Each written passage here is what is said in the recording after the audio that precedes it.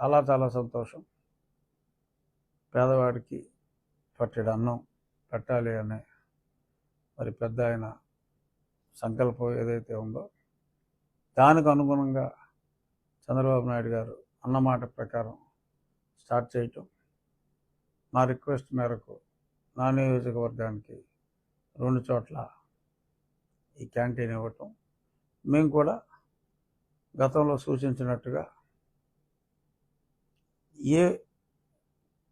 ప్రతిరోజు కనీసం ఒక పూట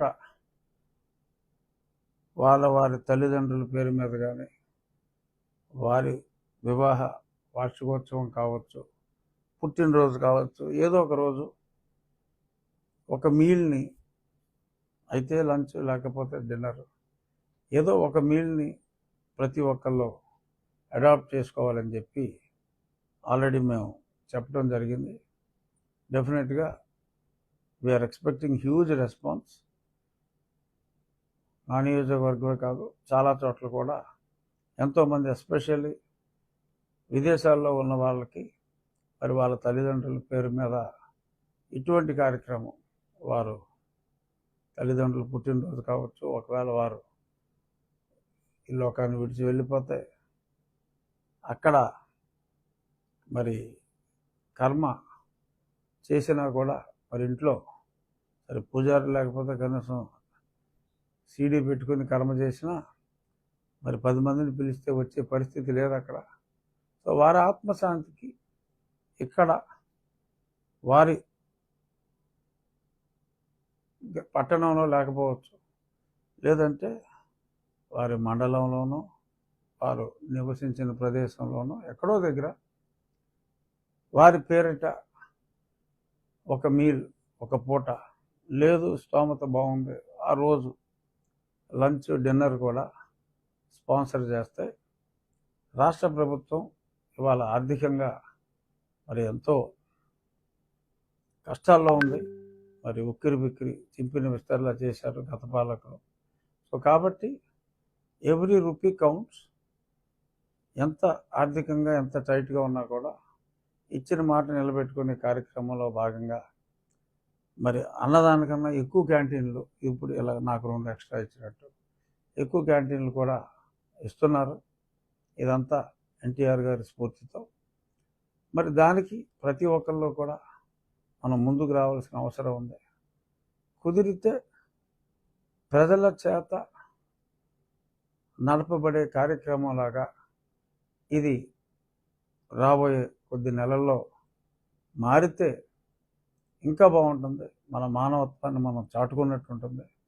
సో డెఫినెట్గా నా వంతు మా నియోజకవర్గంలో నేనైతే విస్తృత ప్రచారం చేసి సాధ్యమైనంత వరకు ఈ ప్రభుత్వం తలపెట్టిన ఈ అత్యద్భుతమైన ఈ కార్యక్రమాన్ని ప్రజల కార్యక్రమంగా, ప్రజల కోసం, ప్రజల చేత ప్రభుత్వ సహకారంతో నడపబడే కార్యక్రమంగా చేయటానికి ఒక చంద్రబాబు నాయుడు గారి తరపున, ముఖ్యమంత్రి గారి తరపున నేను అలాగే మాలాగా ఎమ్మెల్యేలు అందరూ కూడా, మంత్రి అయినా కూడా ఎమ్మెల్యే, కుప్పానికి ముఖ్యమంత్రి గారు కూడా ఎమ్మెల్యే. సో ఎమ్మెల్యేలు అందరూ కూడా ముఖ్యమంత్రి గారి స్ఫూర్తితో, ఆయన ఆలోచనలకి ఒక స్ఫూర్తినిచ్చేలా డైరెక్ట్గా ముఖ్యమంత్రి గారిని కలిసి ₹1 ఇచ్చేవాళ్ళు ఉంటారు, అది మంచిది. కానీ మనం అందరూ ₹1 ఇచ్చే పరిస్థితి లేదు. కానీ ₹1 ఇచ్చేవాడికి, అన్నదానానికి ఎంత పుణ్యమో, డబ్బు లేని వాడైనా ఒక మంచి రోజు చూసుకుని 10 మందికి అన్నం పెట్టాలి అన్న ఆలోచన కూడా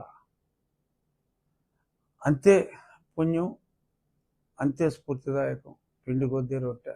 మంచి మనసు ఉందా లేదా అనేదే ఇక్కడ అవసరం. 10 మందికి అన్నం పెట్టేది మన హిందూ సాంప్రదాయం, మన దేశ సంస్కృతి.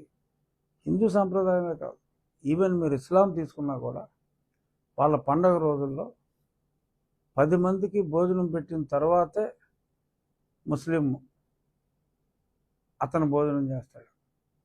ఎనీ ఈద్ 10 మందికి అన్నం పెట్టాలనేది అన్ని మతాల్లోనూ ఉన్న సాంప్రదాయం.